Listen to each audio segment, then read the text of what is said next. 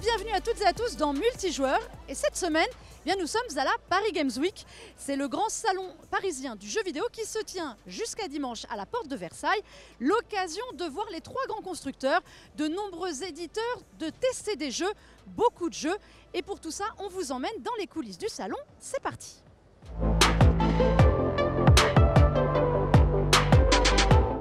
La Paris Games Week, c'est donc le grand salon du jeu vidéo qui se tient jusqu'à dimanche ici à Paris Expo.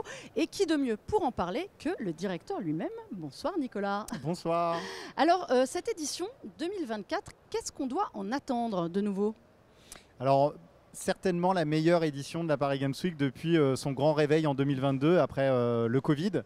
On s'était donné 3 ans pour relancer le salon et là on est à la 3e année de relance en densité de contenu, c'est-à-dire en termes de jeux que vous allez pouvoir tester manette en main sur le salon. Je pense qu'on a vraiment atteint le maximum de ce qu'on pouvait faire.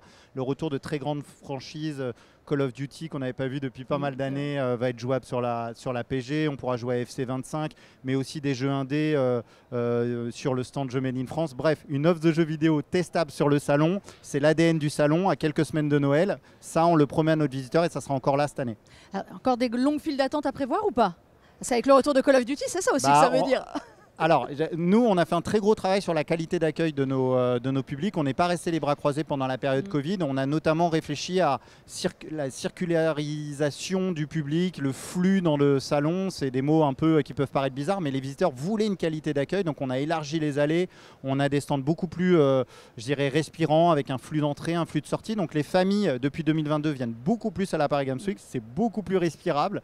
Et donc, oui, il y a de la queue parfois pour tester les jeux, mais beaucoup moins que par le passé.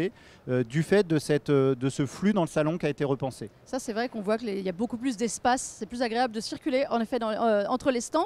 Quelles sont les nouveautés de cette édition? On a l'impression par exemple qu'on voit de plus en plus de fabricants d'accessoires. C'est une impression ou il y a vraiment ça? Non, alors peut-être un petit pas de côté déjà pour quand on dit on a la meilleure édition depuis 2022, pardon, on n'est pas obligé de me croire sur parole parce que moi évidemment je suis le directeur de la Paris Games Week. Mais ce qui nous dit ça, c'est qu'on a cette année par exemple 158 exposants alors qu'on en avait 142 l'année dernière. On a 228 marques représentées sur le salon, les marques les plus populaires en accessoires, en tech gaming, en siège gaming, en jeux, en software évidemment et en console. Toutes ces marques-là, 228 marques, on n'a jamais eu autant de marques sur la Paris Games Week. Donc ça, c'est juste pour dire en quelques chiffres le fait qu'effectivement, on trouve à la Paris Games Week toute la chaîne de valeur du gaming, l'accessoire, le jeu, la console, le hardware, le PC qui est très représenté. Voilà, des partenaires historiques, Aorus, Asus. Donc il y a matière de se régaler. Si on veut venir comme dans un magasin géant, se mettre à la pointe, trouver l'équipement qui va bien, on peut aussi venir à la Paris Games Week. Il y a les 3 grands fabricants, les 3 principaux acteurs du marché qui sont là. Et il y a une nouveauté cette année, il y a Tesla. Ça, c'est assez inattendu quand même. Oui, en fait, Tesla, c'est vraiment une marque qui renvoie à un univers tech qui parle quand même aux geeks. Il y a quand même, c'est une voiture qui fait et qui a fait rêver. Et puis quand on a commencé à discuter avec Tesla, ils nous ont dit nous on peut amener le Cybertruck, mais pas seulement. On peut montrer comment nos voitures aussi, les écrans peuvent être utilisés pour du gaming embarqué, etc. Donc c'était pas juste une alliance de circonstances et on s'est dit chiche, venez. Mais par contre j'avais une demande, c'était d'aller un peu plus loin que le salon de l'auto. Alors je l'ai dit, on fera un truc de mieux que le salon de l'auto, même si on les adore. C'est que le Cybertruck va rouler à la Paris Games Week. Il sera en mouvement, on va le voir rouler. Et donc ça c'est le petit plus. Alors qu'il était statique à Vivatech et au salon de l'auto, nous voilà, on a un accord avec Tesla. Le Cybertruck va rouler à la Paris Games Week. Est-ce qu'il va rouler tous les jours? Quand est-ce qu'il faut venir pour le voir rouler? Je peux pas dire pour l'instant. La seule info que j'ai de Tesla, c'est qu'il va rouler. Bon, c'est déjà une info en soi. Il y a un espace de plus en plus, une place de plus en plus importante accordée année après année à l'e-sport. Pourquoi faire autant d'e-sport? Il y a carrément un hall dédié cette année. C'est important d'avoir l'e-sport à côté du jeu vidéo? C'est très important. L'e-sport, en fait, en termes de chiffre d'affaires, si je reviens vraiment, évidemment, c'est le tout petit frère du jeu vidéo. Hein. Le jeu vidéo en France, c'est 6,1 milliards de chiffre d'affaires l'année dernière, rien qu'en France. L'e-sport, il est évalué autour de 100-150 millions d'euros. Hein, voilà, c'est un petit business. Par contre, en termes de vitrine, c'est une vitrine incroyable pour mieux comprendre le jeu vidéo. Pour des familles, Pour des gens qui sont un peu éloignés du jeu vidéo, vous allez voir une arène, 2000 places assises, 2000 mètres carrés de surface, 5 contre 5 derrière des PC, 2 équipes, un jeu de stratégie par exemple League of Legends si j'en choisis un par hasard, et vous allez assister à un truc absolument de fou pour ceux qui ne connaissent pas l'e-sport, un public qui part comme dans un stade en folie, et c'est une manière de montrer à la fois les soft skills, les qualités incroyables des joueuses et des joueurs qui jouent sur la scène, la réaction aussi du public, et de rappeler que le jeu vidéo peut se vivre en public, en collectif, et que c'est quelque chose qui n'est pas enfermant, qui peut être vraiment quelque chose d'avenir. Voilà. Sur l'e-sport, gros hall accordé à l'e-sport, beaucoup de jeux. Alors qu'est-ce qu'on doit souhaiter à la Paris Games Week pour cette édition 2024 ? Des visiteuses et des visiteurs, pas nombreux mais heureux. C'est pas tout à fait la même chose, c'est-à-dire que nous on vise les 200 000 visiteurs, mais on parlait de la qualité d'accueil. Moi j'espère que les gens vont repartir du salon en ayant vécu l'expérience qu'on leur avait promise, c'est-à-dire tester des jeux manettes en main, pouvoir avoir accès à leur licence préférée, rencontrer des influenceurs qu'ils aiment. C'est important dans la dimension du salon. On a sans doute le salon avec le plus grand nombre et la plus grande diversité d'influenceurs, voir des compétitions e-sport comme ils n'ont jamais vu. C'est la meilleure scène e-sport de France, je le dis en termes d'éclectisme, c'est-à-dire que vous allez passer de Valorant à League of Legends, à Trackmania, vous allez voir plein de jeux sur la scène e-sport. Donc moi j'aimerais un public heureux qui repart de l'APG en disant j'ai retrouvé le salon finalement d'avant Covid, c'était l'objectif qu'on s'était donné, 3 ans pour réveiller la grande Paris Games Week, c'est ça qu'on espère. On vous le souhaite. Nous, on va partir aussi à l'aventure dans les allées de la Paris Games Week pour vérifier si les gens sont heureux et vous montrer les coulisses. On continue. Merci beaucoup, Nicolas. Merci beaucoup. Bon salon. Merci.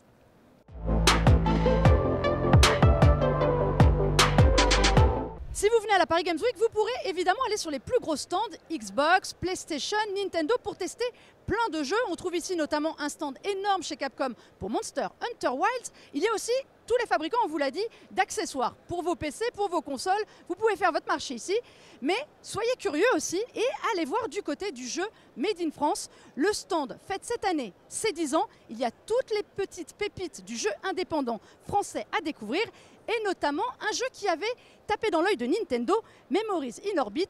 C'est Sarah Ourcade qui nous en parle le mieux.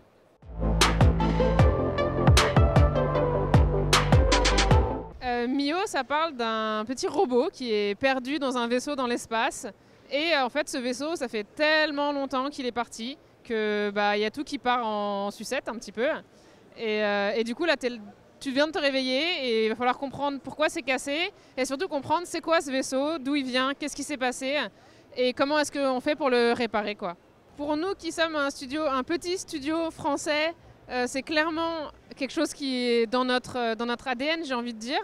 On a envie de faire quelque chose qui sorte des AAA, des AA et du rendu de d'habitude pour rajouter une partie créative et artistique un peu originale, quoi. L'envie de départ, c'était un jeu d'exploration où en fait le joueur va être complètement perdu dans un monde immense et va devoir explorer et se cogner un peu contre les murs pour réussir à comprendre. Il y avait vraiment cette recherche de perdre un peu le joueur, quoi. Sur les inspirations dans les jeux, on est plutôt sur forcément évidemment du Metroidvania type Hollow Knight, mais aussi sur les Soul-like, sur du Tunic, mais aussi pas mal d'inspirations dans littérature et en bande dessinée. Je pense que Hyperion, c'était une très belle inspiration. C'est un livre qui nous a beaucoup parlé en fait, la recherche, la découverte d'un monde ancien et abandonné depuis longtemps, mais il se passe des trucs bizarres. Il y a une richesse qui est dans le jeu indé français et dans le jeu même pas indé français. D'ailleurs, il y a vraiment une recherche qui est historique et qui date depuis fort longtemps maintenant. Et il y a beaucoup de choses qui sont produites. Je ne sais pas s'il y a une patte spécifique. Je pense qu'il y a surtout beaucoup de créativité et de diversité et ça fait la richesse de l'ensemble, quoi. Nous, quand Nintendo nous a proposé d'être dans le Nintendo Direct, c'était vraiment un truc de fou. Je pense qu'on n'aurait pas pu avoir mieux en termes de reveal. Tout le monde était très très content. En plus, on a des très très grands fans de Nintendo dans le studio, donc c'était beaucoup. Et puis pour un petit studio comme nous, d'être à cet événement-là, c'était inattendu et vraiment une très belle surprise. C'est un jeu qui va sortir sur PC et sur toutes les consoles, donc PS4, PS5, sur les Xbox, voilà.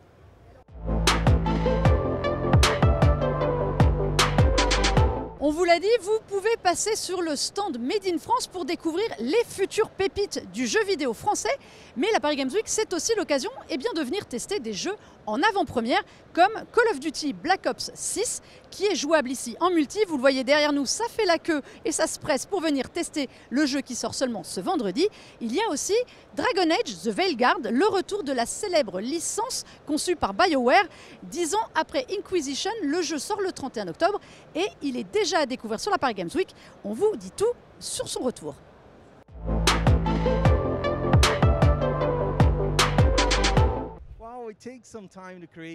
Eh bien, ça prend du temps de créer un jeu comme Dragon Age The Veilguard. C'est un jeu solo que nous relançons dans la franchise pour les fans et pour les nouveaux fans qui vont jouer Rook. Notre personnage principal s'appelle Rook. Et vous allez vous lancer dans cette incroyable et toute nouvelle aventure dans laquelle vous allez essayer de réunir des compagnons qui sont très différents de vous. Vous devrez les guider afin de résoudre les principaux problèmes dans le monde de TEDAS, qui est le monde où vous allez jouer Dragon Age The Veilguard.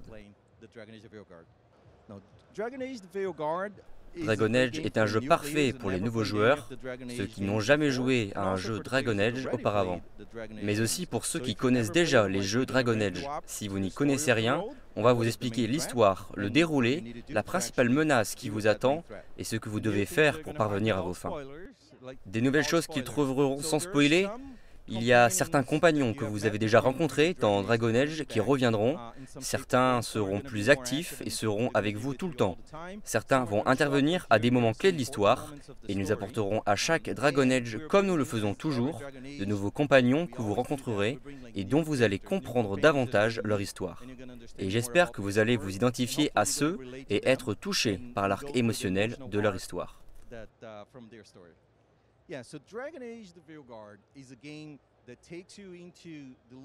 Dragon Age The Veilguard est un jeu qui vous met à la tête d'un groupe de personnages qui tentent de faire face à une menace importante. Cela étant dit, ce jeu est un peu différent des autres jeux du marché car nous avons la possibilité de faire des choix importants tout au long du jeu qui auront de graves conséquences. Parfois, les conséquences seront immédiates. Parfois, elles se produiront plus tard dans l'histoire. Et parfois, vous avez des questions très difficiles à vous poser. Est-ce que je vais dans cette direction? Est-ce que je vais dans celle-là? Sachant que quelque chose va se produire et infliger peut-être des dommages à certaines personnes que vous aimez.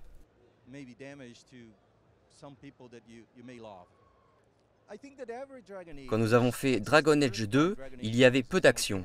Quand nous avons fait Dragon Age Inquisition, sur lequel j'ai travaillé, il y avait une histoire différente, une histoire plus grande, un monde ouvert. À chaque fois, nous avons essayé d'évoluer et de changer, parfois parce que nous avons essayé de nous adapter au marché. Mais parfois parce que nous voulons raconter une histoire, notre histoire et le ton évoluent aussi. Cette fois, peut-être que ce n'est pas si sombre, mais il y a des moments sombres dans le jeu. Vous allez trouver des moments dans le jeu quand vous essayez d'avancer et de créer une relation significative avec certains des compagnons que vous allez croiser. Vous allez peut-être vivre des moments où vous avez l'impression que les larmes vous montent. Il y a plusieurs choses. La technologie tout d'abord. Quand nous avons sorti Dragon Age Origins il y a plus de 10 ans, nous ne pouvions pas faire ce que nous pouvons désormais faire. Je ne peux pas vous montrer, mais les cheveux sont différents. Nous avons implémenté beaucoup de technologies pour faire en sorte que vous puissiez créer des personnages qui aient de nombreuses coiffures différentes, qu'elles soient réalistes, reflètent la lumière et toutes ces choses. D'un point de vue visuel, nous avons donné vie à certaines parties du monde que les joueurs de Dragon Age n'ont jamais explorées auparavant. Nous étions jusque-là dans le sud des TEDAS, désormais c'est dans le nord de TEDAS. Vous allez avoir Mirati, les forêts d'Arlatan à explorer et vous allez avoir de nombreux endroits différents et inconnus jusque-là à explorer. Nous pouvons montrer cette forêt magique et mystérieuse, nous savons raconter l'histoire d'une manière différente et d'une meilleure façon.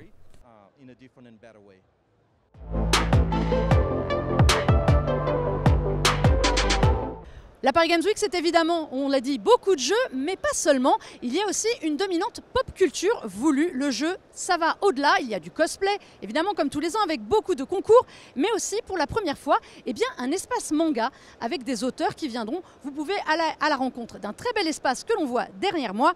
Il y a aussi, ça c'est la petite touche un peu comique, on vous l'a dit, un Cybertruck de Tesla qui est là et qui va rouler. Mais il y a aussi pour les parents un espace Paris Games Week Junior où vous pouvez amener vos enfants et les initier aux jeux vidéo. Pour les parents, un espace aussi rassurant avec Pédagogeux ou e-enfance, 2 associations spécialisées dans l'information.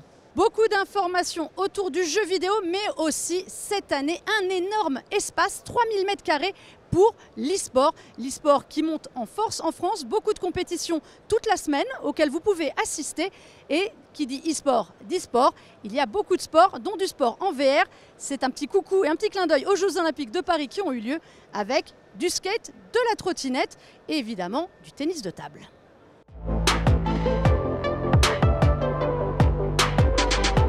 Et oui, l'accessibilité, c'est un sujet qui est extrêmement important désormais dans le jeu vidéo et surtout à la Paris Games Week avec des stands accessibles, vous le verrez, mais aussi des jeux qui le sont de plus en plus. Et pour en parler, eh bien, je suis avec David Tisserand. Bonjour David. Bonjour.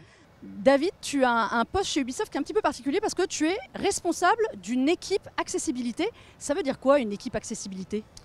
En fait, j'ai une équipe de 6 personnes qui s'occupent d'assurer que l'expérience des jeux Ubisoft est accessible de bout en bout. Donc pour nous, ce n'est pas seulement les jeux, mais c'est aussi s'assurer qu'on communique bien sur l'accessibilité de nos jeux pour pouvoir permettre aux utilisateurs et aux utilisatrices de savoir ce qu'il y a dans nos jeux pour qu'ils puissent y jouer. C'est aussi accéder à nos sites web, accéder à Ubisoft Connect, c'est aussi notre service après-vente en ligne. C'est vraiment s'assurer que toute l'expérience est accessible. Ça fait combien de temps alors que ça existe dans les jeux Ubisoft ? Moi, j'ai commencé en 2017 quand je travaillais sur Assassin's Creed Origins à l'époque. Donc c'est là vraiment qu'on a commencé à pousser un peu plus loin. Mais sinon, en vérité, déjà dès Assassin's Creed 1, on avait reçu des feedbacks d'utilisateurs sourds qui nous disaient qu'en fait, ils ne pouvaient pas suivre l'histoire puisqu'il n'y avait pas de sous-titres. Donc dès Assassin's Creed 2, on a rendu ça obligatoire dans tous nos jeux d'avoir des sous-titres. Et donc depuis, c'est quelque chose qui a continué. Alors c'est sûr que 15 ans après, les sous-titres, ça paraît anodin ou ça paraît tellement normal. On oublie qu'en effet, c'était un paramètre d'accessibilité à l'origine. Est-ce qu'aujourd'hui, il y a des paramètres qu'on utilise tous au quotidien qui étaient des choses d'accessibilité et aujourd'hui, c'est devenu courant dans le jeu vidéo ? Alors, ce qu'on va retrouver de plus en plus en ce moment, c'est vraiment la possibilité, par exemple, pour les personnes daltoniennes, de pouvoir jouer au jeu, soit par des options, soit tout simplement en faisant attention aux couleurs qu'on utilise ou en s'assurant qu'on n'utilise pas seulement la couleur pour donner du feedback. On va aussi retrouver souvent du control remapping, ce qui permet de changer les touches sur les contrôleurs, parce qu'il y a des personnes qui n'ont pas forcément la dextérité en fait, de pouvoir appuyer sur toutes les touches. Donc ça va permettre de mettre les actions au bon endroit. Les sous-titres, oui, mais des sous-titres de qualité, parce que on connaît tous les anciens sous-titres qui étaient tout petits, qui n'avaient pas forcément de background. Maintenant, c'est quelque chose où on s'assure que la taille est assez grande, que le background est bon, qu'il y a le nom de la personne qui parle aussi, puisque quand il y a plusieurs personnes qui parlent, il faut savoir qui est sous-titré. Et enfin, un de nos derniers chevaux de bataille, c'est aussi de s'assurer que les textes en général, que ça soit dans le HUD ou que ça soit dans les menus, soient aussi assez grands, assez lisibles, surtout quand on est sur une console à 3 mètres de sa télé et qu'il faut arriver à lire les textes. Est-ce qu'aujourd'hui, tu vois, avec près de 10 ans de travail dessus, on en est où? Est-ce qu'on avance bien? Est-ce qu'on avance vite? C'est vrai que c'est un sujet aujourd'hui, l'accessibilité, on a l'impression que dans tous les jeux, il y a de plus en plus de paramètres. Est-ce qu'on peut aujourd'hui couvrir tous les handicaps avec les paramètres? Alors, ça avance très bien, c'est sûr. Comparé à, je dirais, il y a même 7 ans, c'est incroyable les progrès qui ont été faits ces dernières années. Et on voit que ça continue, ça ne s'arrête pas. C'est d'année en année, on rajoute de plus en plus d'options si nécessaire. Par contre, ce qu'on essaye vraiment de faire à Ubisoft, justement, c'est de penser à voir si on ne peut pas faire quelque chose sans options. Parce que les menus, parfois, peuvent être très très longs, très difficiles cognitivement à accéder. Donc on essaye de voir ce qu'on peut faire directement dans le corps du design. Je parlais des personnes daltoniennes. plusieurs de nos jeux, je pense à les derniers Mario, Mario Rabbids, je pense à Prince of Persia, n'ont pas forcément d'options puisqu'on a pensé directement dans le design du jeu à s'assurer qu'on n'utilise pas de couleurs pour feedbacker des choses importantes. Et pourtant, quand on est joueur, ça ne change rien. On est un joueur sans handicap. C'est vrai, quand on joue à Prince of Persia, rien, c'est, tu nous l'avais dit à nous, voilà, hors caméra, c'est juste, ça peut être des petits détails comme l'encadrement de chaque menu, de chaque option qui va être lumineux. Alors ça donne pour nous, ça donne un effet joli. Pour les personnes qui sont malvoyantes ou daltoniennes, ça permet de mettre mieux le texte en éveil. Je voudrais que tu nous parles aussi de Star Wars Outlaws, parce que pour le coup, l'accessibilité, elle est diffuse dans tout le menu, c'est-à-dire que les paramètres sont un peu particuliers dedans. Ouais, alors ce qu'on essaye de faire, c'est de ne pas mettre d'options, enfin comment je pourrais dire, de catégorie accessibilité. On essaye vraiment de s'assurer que les options sont là où elles doivent être. Donc si, par exemple, je dois remapper les contrôles, on va trouver ça dans contrôle, etc., etc.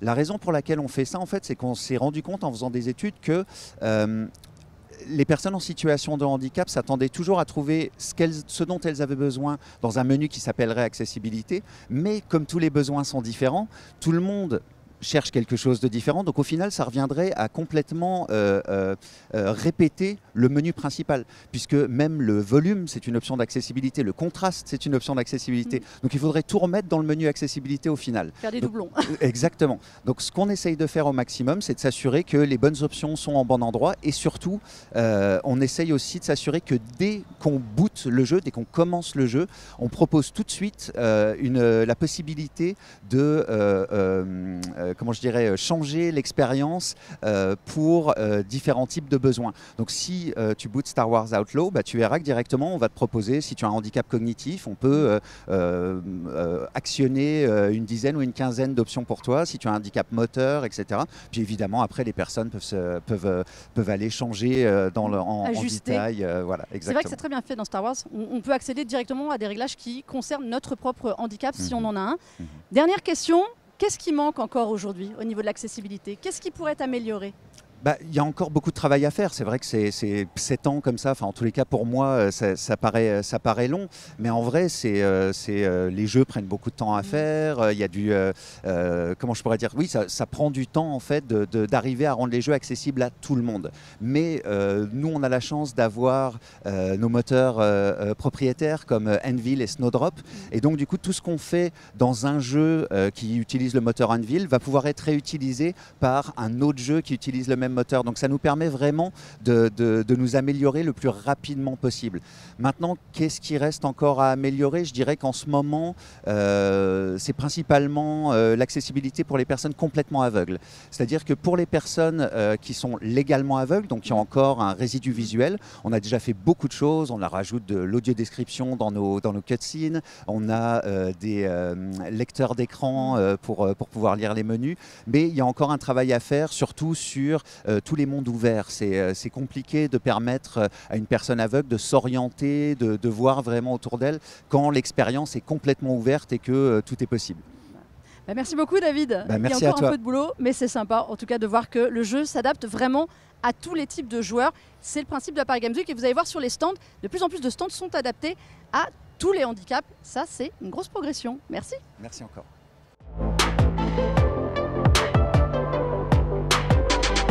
Et bien voilà, on est de retour toujours dans les allées de la Paris Games Week et j'ai croisé des têtes connues de multijoueurs, Mathieu et Sylvain, qui comme moi commencent à avoir mal aux pieds dès la première soirée, donc ça promet. Mais surtout, eh bien, ils vont partager avec moi nos recommandations si vous venez sur la Paris Games Week, les petits jeux eh bien, qu'on vous encourage à venir voir. Notamment, derrière nous, il y a beaucoup de bruit, Nintendo. Mathieu?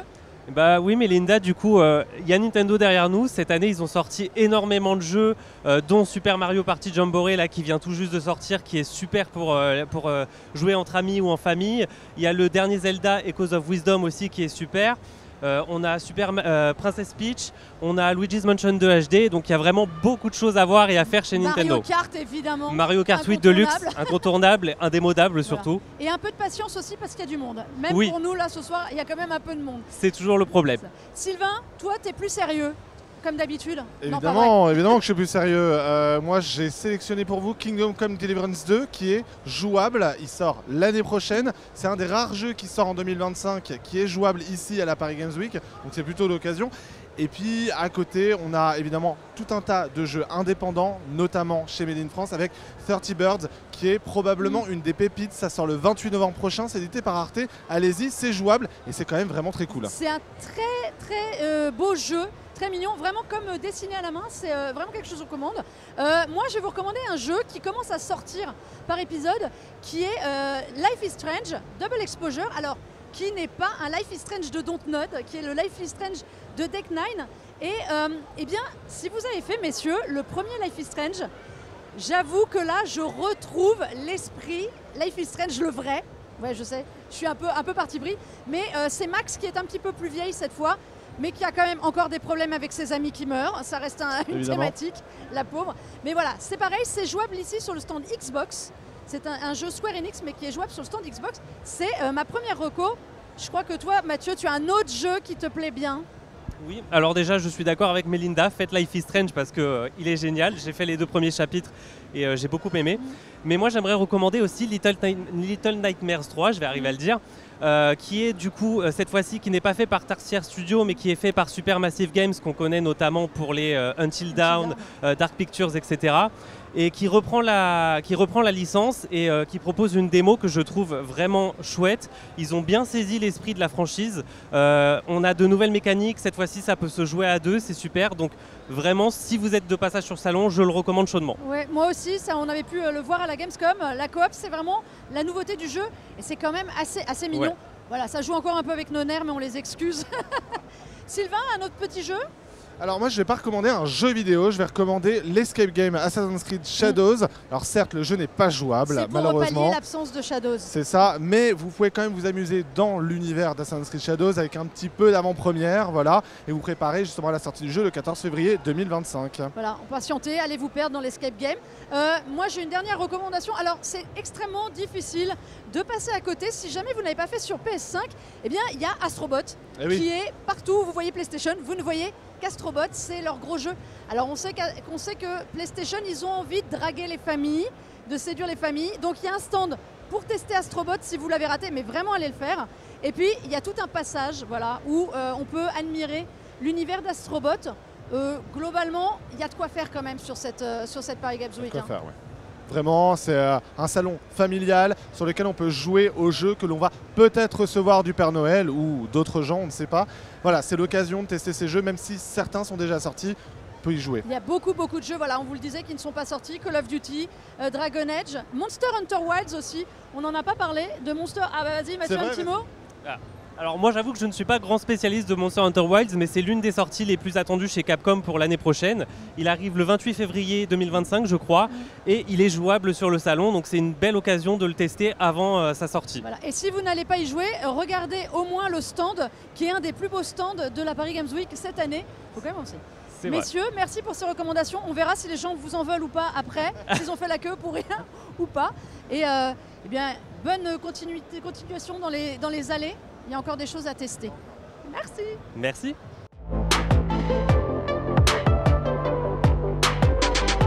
Et oui, on vous avait pas menti, Astrobot à suivre partout sur la Paris Games Week. Merci à vous toutes et à vous tous d'avoir suivi ce multijoueur spécial Paris Games Week. On espère vous avoir fait vivre le salon de l'intérieur. Vous pouvez retrouver cette émission en multidiffusion sur Tech & Co, en replay sur le site Tech & Co et sur la chaîne YouTube, ainsi que sur la plateforme RMC BFM Play et évidemment en podcast partout. Nous, on continue nos pérégrinations dans le salon. En tout cas, jouez bien et à très vite pour de nouvelles aventures.